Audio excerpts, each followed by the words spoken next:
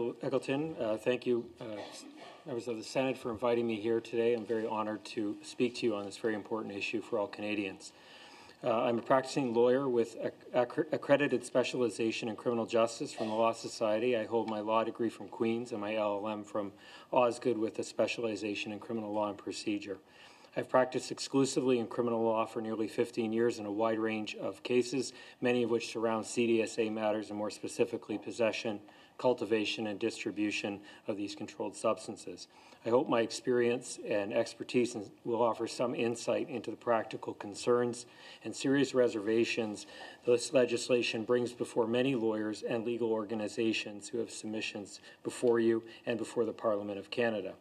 Despite the vast and profound effects this legislation may have upon the criminal justice system, I am focusing my contributions to three concerns in the interest of time. One, the overbreadth and certain definitions of criminalization and youth and its asymmetrical application for minor deviances, as well as for the same effect for all Canadians. Two, the futility and risk of overly harsh punishments proportionate to the offences committed. And three, the significant additional costs and pressure C-45 will have upon an already strained judicial system. Notwithstanding this focus, I ask the committee to appreciate that this is simply done out of brevity. Other issues that the Senate may find equally of importance will be the potential for disproportionate enforcement of an unbalanced nature towards Black, Indigenous, and other racialized Canadians. Two, the lack of clear and mandatory control measures to secure marijuana dwellings, particularly in the homes of young people, which may in turn make marijuana easily accessible. And three, the collateral effects upon Canadian immigration and emigration, particularly as it relates to criminal matters. If these ancillary issues are of any interest to the committee, I am quite willing to discuss them. Moving then to my three concerns. One, the overbreadth of certain definitions and criminalization of youth for minor deviances. The deviances relating to possession, no matter how minor, are punishable by criminal prosecution, by either summary conviction or by indictment, each carrying the potential for incarceration of 6 months and 5 years, respectively. In cases of possession for the purpose of distribution, importing, cultivation, production, one may face either a summary conviction offense or an indictable offense with the potential of up to 14 years. I point this out to remind the committee that violating this act, even in a relatively small way, like an 18-year-old sharing a joint with a 17-year-old or growing an extra plant, is a very serious criminal matter, despite the characterization of C-45 of having a decriminalization effect. In almost all instances, with the exception of small amounts of marijuana, that were in practice already, for all intents and purposes, not prosecuted, the sanctions are increasing than they were presently under the CDSA. As a comparison, offences presently aligned with 5-year maximums include sexual offences, certain offences against children, firearms, domestic violence.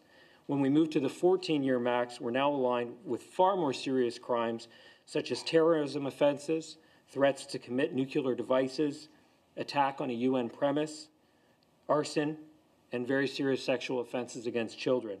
I'm fearful that most Canadians who hear this legislation as decriminalization are having a dangerous misunderstanding of what this means and how closely they may be walking a tightrope between lawful use and very serious criminality. I can't get into all definitions, but to use one in particular, the issue of distribution of a serious concern. With a very broad definition of distribute, there are many problems that arise, and far too many to cover. Suffice to say that the overly broad definition captures activity that Canadians will not reasonably expect. Distribute, as you all know, includes administering, giving, transferring, transporting, sending, delivering, providing, or otherwise making available in any manner, whether directly or indirectly. As an example of using otherwise making available in any manner, it's obviously very broad. While it clearly captures activity like sharing a joint, does it, for example, capture two parents who have marijuana in their dresser for their 17-year-old son to find? Does it include not properly securing the premises for the 4 plants? These are not far-fetched problems from a criminal defense lawyer's point of view. Given the harshness of penalties for youth distribution, which I will return to, What happens when a 16-year-old is caught at school with marijuana, selling it to friends, and says he stole it from his parents?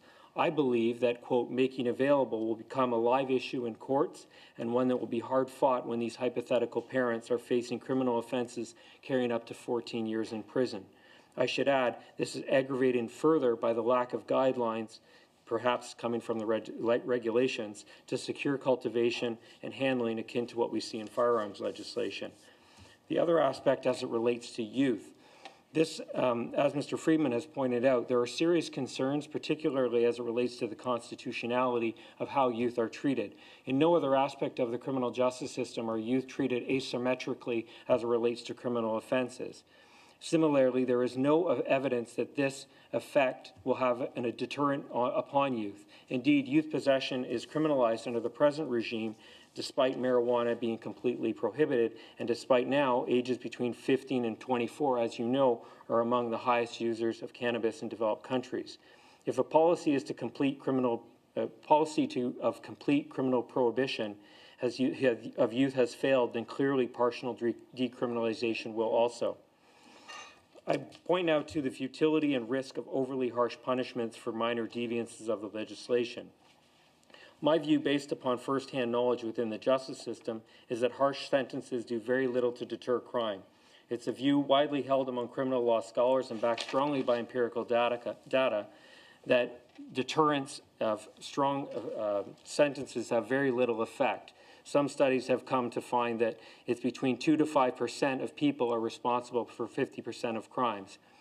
Due to the profitability of illicit drugs, as you've already heard from today and other capacities, the prohibited markets, this means that youth are likely to turn then to markets that are governed by organized crime, which will then expose youth to far greater risks than what would otherwise be in place.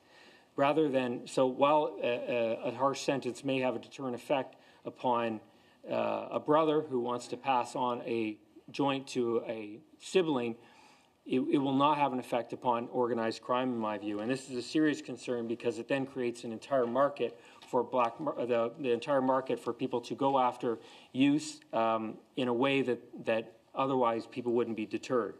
Lastly, with respect to increased costs and strains on the judicial system, it's my view that C-45 will put great pressure on an already strained judicial system, notwithstanding the expressed intent of the legislation to the contrary. The costs I'm referring to are directly upon judicial resources and not upon police and enforcement, as you've already heard. The reason for this strain will be for many reasons, but will include resolution is not likely when a person feels they should not be criminalized for marijuana possession, and many will fight the charges out of principle. Conditional sentences will not be made available for most offenses. The line between law-abiding citizen and criminal is severely abrupt, as already alluded to, and hard for a person to reconcile that what they did is criminal and accept responsibility as such.